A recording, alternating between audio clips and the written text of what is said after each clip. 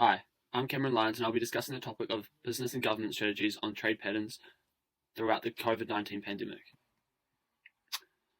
Today I'll be discussing the background of COVID-19 and its impact around the world, significantly on global business. Also on both business and government levels, and how companies have been able to adapt to new business environments and overcoming the challenges that come with the global pandemic.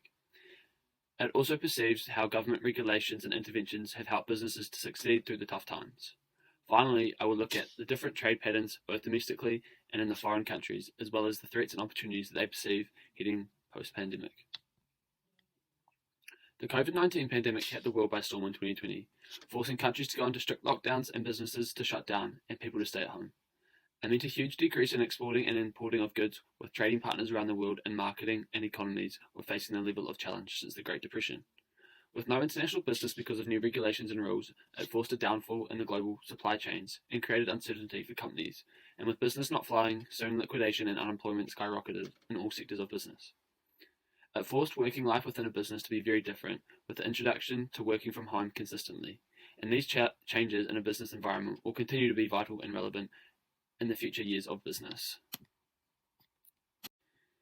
The ongoing pandemic has forced companies to change their strategies when entering new markets and trading in the future. These new strategies implemented by organizations help to adapt to business environments and can change future trading. Fonterra is a leading dairy exporter in New Zealand and produces 95% of its goods around the world for more than 140 countries. China provides the biggest exporter, with more than double demand for Fonterra products throughout the next 10 years. New Zealand is home to 9,000 farmers shareholders and the base for global operations including Brazil, China and Malaysia. Their strategy continues to focus on New Zealand milk, be a leader in sustainability and provide innovation for their products globally. When the pandemic hit, it forced them to make changes to their strategy with the introduction of essential service, so all stages of operations and logistics got to continue. But PPE and freight challenges within their company forced them to make changes in their long-term thinking. With their three-pillar change in strategy to focus on sustainability, it gave them the company time to reflect on the change in the world. The exports were still up by nearly the same capacity, so investing in future decisions around the pandemic helped them to reach a new potential strategy. They released a 2030 plan to increase profits by 40 to 50%, with global health markets growing by 6.1% per year and medical nutrition 50 billion a year. Fonterra is well positioned to invest in the market and R&D partnerships with US and China to provide new solutions in the future.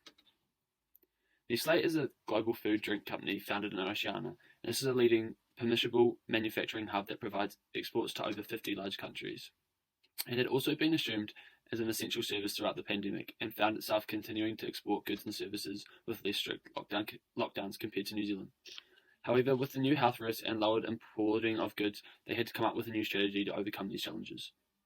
They adapted their business strategy to focus on improving operational efficiency at all levels of their business. In combination with sales growth, the approach enables them to free up resources for reinvestment in product innovation, brand building, digitalization, and sustainable innovators, while creating value for shareholders. Responses from other businesses within the industry or support-related made changes throughout the pandemic. Some medium to small enterprises in the dairy and food industries used the pandemic downfall to change their business using door-to-door delivery and online services to share their goods and services. The online presence of technology has become more and more important throughout the pandemic and will now only help move us into Industry 4.0 and more online tools to produce and sell goods and services. An example of this is New Zealand companies such as My Food Bag and Pack and Save becoming extremely popular throughout the high alert times and now in the future. It provides a click and collect system and a door-to-door service for food items to reduce the spread and save time. These types of services will definitely help businesses in the future. Government intervention was a key to success of bringing international trading back into our country. The lockdown implemented by Prime Minister Jacinda Ardern reflected the hard and fast strategy with high restrictions, so we would be better in the future. She brought forward the traffic light system, meaning red is fully locked down, orange reopened most businesses with mask mandates, and green all open, people to travel overseas again. New Zealand's lockdown was one of the most harsh lockdowns in the world for sure, but had extended support for businesses around the country. To support businesses throughout the pandemic, the government introduced a few schemes, one being the wage subsidy scheme, two being the support leave payment, and three the small business support loan scheme. In 2022, post of the peak of the pandemic, through government decisions and reopening borders, had meant for an increase in global trade compared to other countries.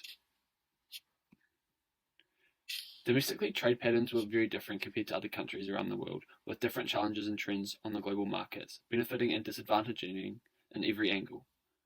Rising supply chain issues raised prices of imports and then launched NZ to the top of the high global inflation, which caught the economy in striving for future funding agreements becoming less relevant. Costs of transporting goods doubled by December in 2021 due to the unseen use of public transport in domestic and international travel. China was New Zealand's largest source of export growth and continues to be our biggest supporter of agriculture, goods and services, even throughout the pandemic. NZ's two-way trade increased 8% to $163 billion for 2021. The foreign patterns see the global economy to decrease significantly, leaving less opportunities in the market and for countries around the world to connect through supply chains.